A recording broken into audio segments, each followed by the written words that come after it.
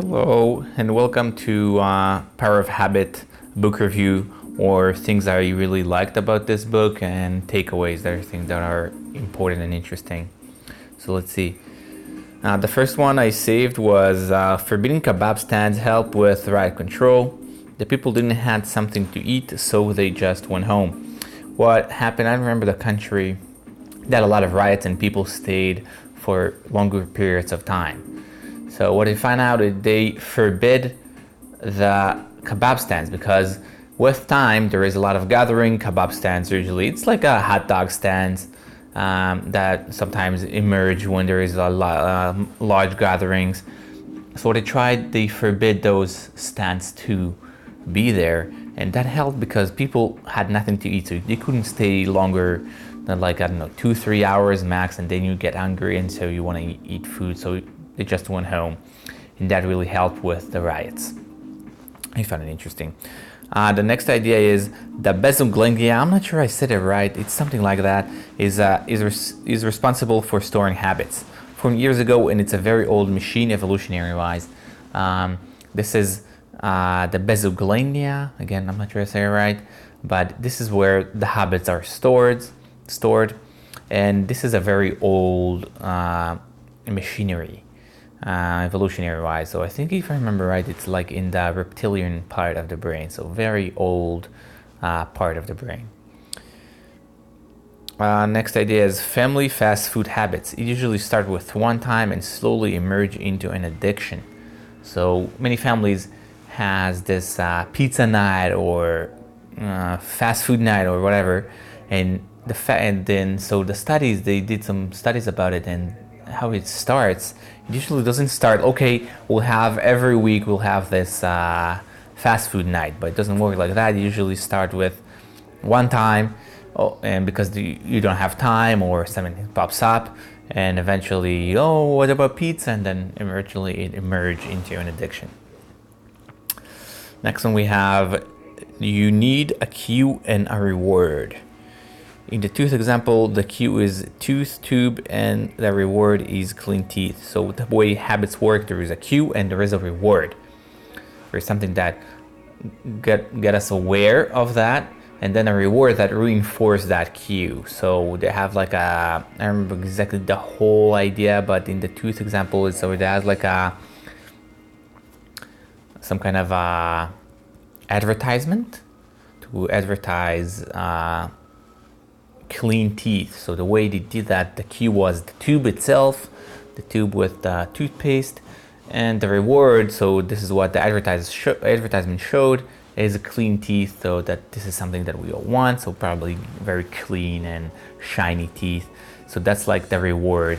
So it really helps. So that's the example they give there is that was a really successful advertisement.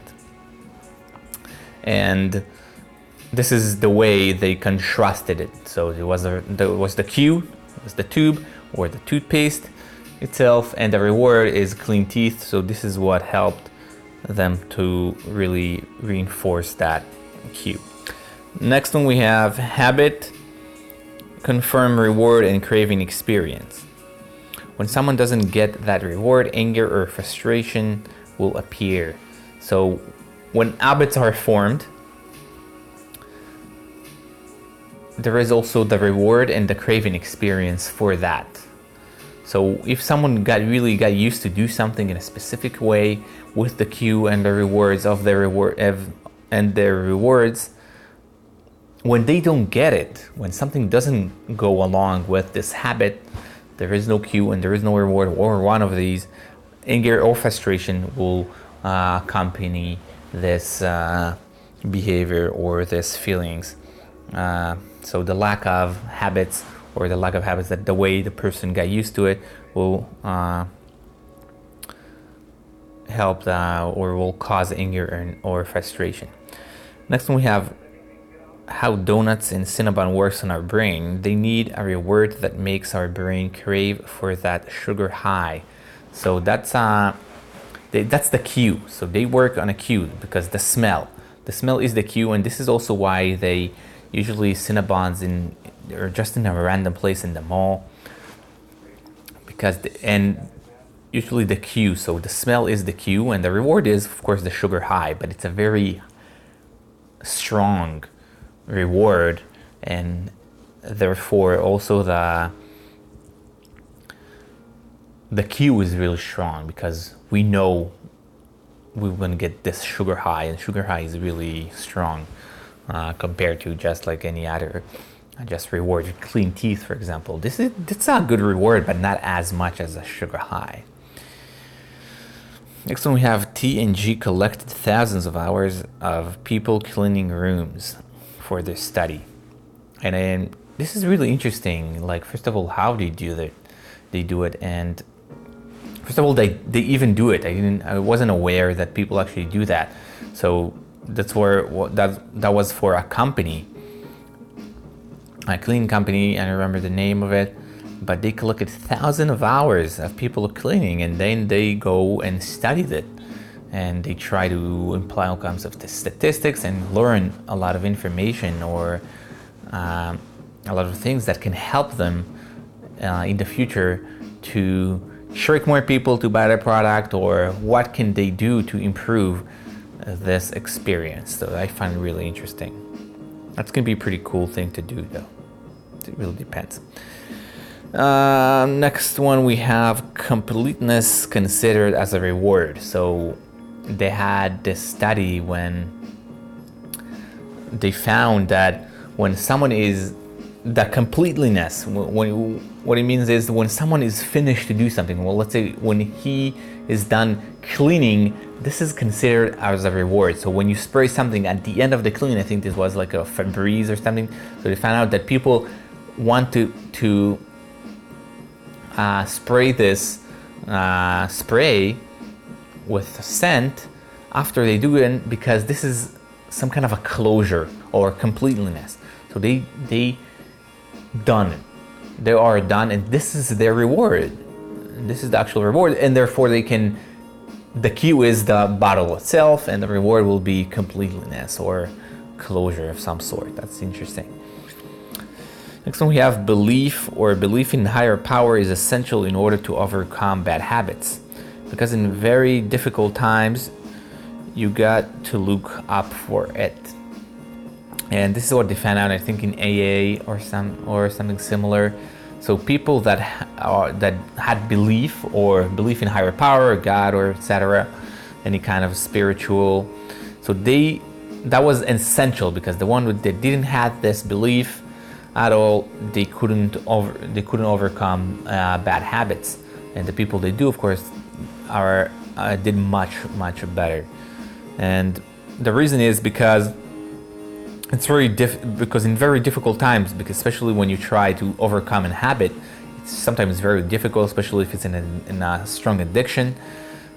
You need something to look up for. You need something to help you, or say, oh, if I'll do that, I'll get some kind of whatever, the way it works on every people. But this is what works for some.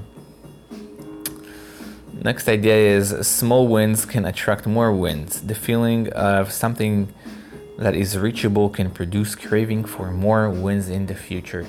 So what they did there is that when there is small wins, something like in a casino, this will attract more wins. You will want it. So the feeling that you can reach that more wins will produce more craving. You will want it. Oh, I can make more money. And this is how basically casinos are working. Willpower, next one is, willpower is a muscle. The harder you work, the harder it becomes, just like a cookie radish experiment. I don't remember exactly the experiment, but probably something like, the more the people used to or had the chance to work on their willpower, which means that the more they restrained their willpower, the more they could hold themselves from doing something, or eat the cookie, the harder it becomes. So sometimes it only becomes harder when you use this muscle too much. It's harder to lift. And of course, you can also, it's on the same coin, it also helps you to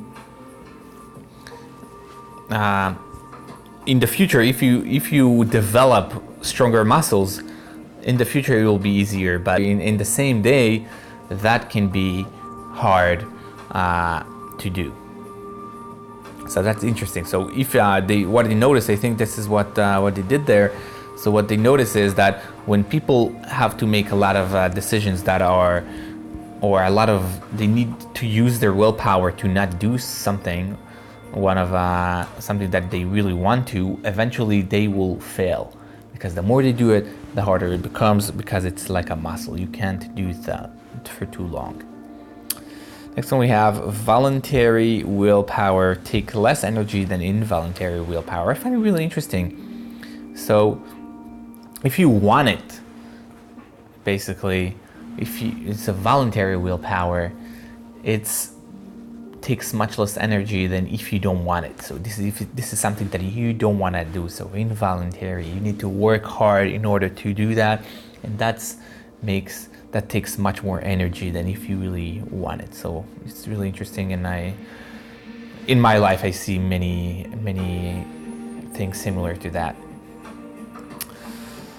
The next one is, a sense of crisis can make a place for change. Everyone understands that a change must be made. So when there is crisis, usually many crises, usually I think they're talking about like major crisis like the 2008 or something similar, or any other major crisis.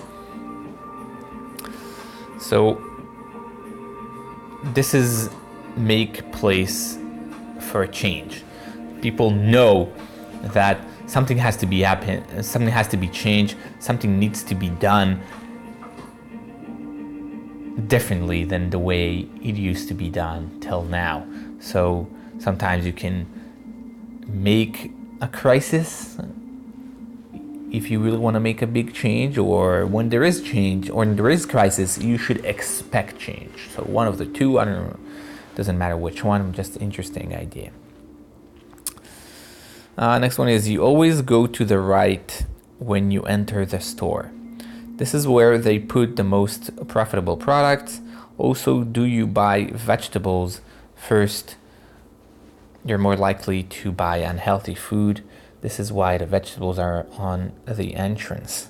So what they noticed is they did some studies, and they noticed that people, when they go into the store, they go to the right. And this is interesting by itself, that people go to the right when they go into the store. And this is why this is where they put the most profitable products, because this is where people go, and they're more likely to buy things when they enter the store. So everyone will be there, versus other part of the store that not necessarily everyone will go through.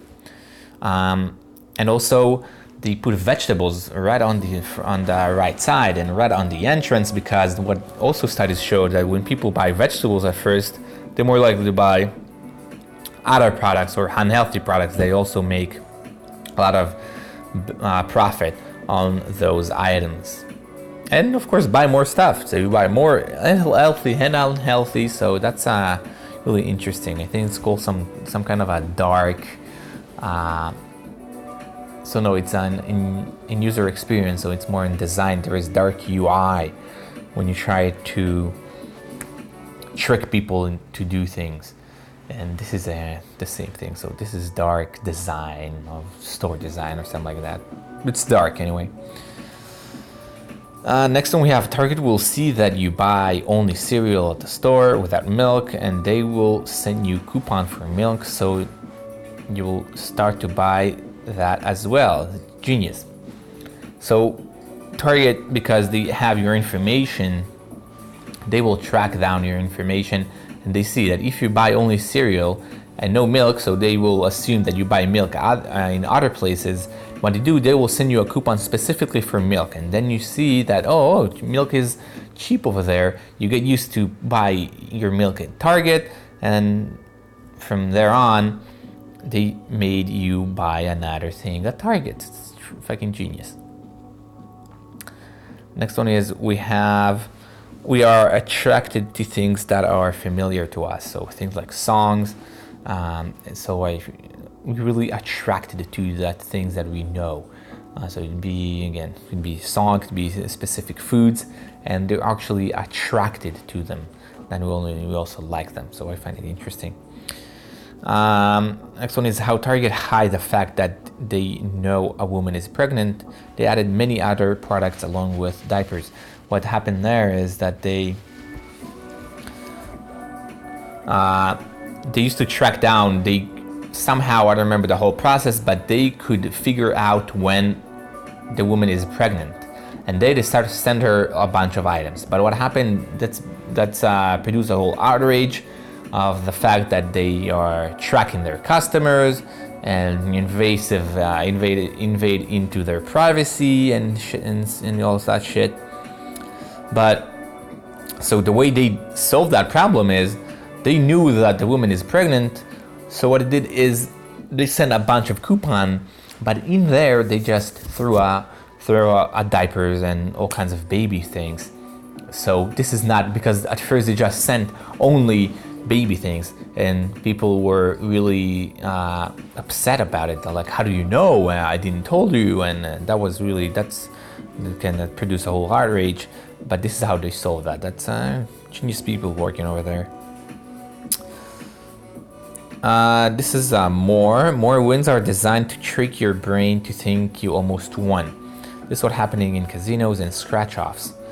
So they also give you little wins, and the more wins you have, the more you will think you almost won the big bet. Usually there is a big bet you're trying to work for, and this is how the casinos and scratch-offs will work. They will give you a little.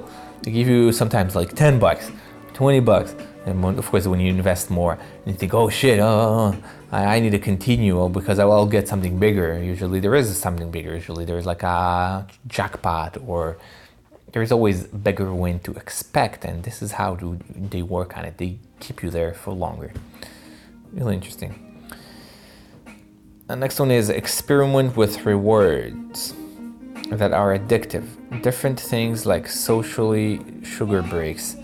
So the way this is like you started to talk about how to overcome some of those cues and rewards. So you said you need to experiment with those rewards. What are addictive? Sometimes people will work, they have like social sugar break, you call it, when you need to go. So sometimes there is this break, usually afternoon break. So usually the question is, what is the reward and what is the cue? Is the cue that you talk to people, because people find themselves eating too much sugar. So you need to find and experiment what can you change about it. So maybe you can talk to people in different places, or eat an apple. So what exactly is the cue, or the fact that you talk to people, the fact it's about the time. And then you need to find how to tackle this problem by changing something about what you do, and etc., etc. The last one is isolate what you are looking for when you looking for cues. There are a lot of distractions around, and you need to isolate what are you looking for by disregarding all other noise. So it's going along with the one before.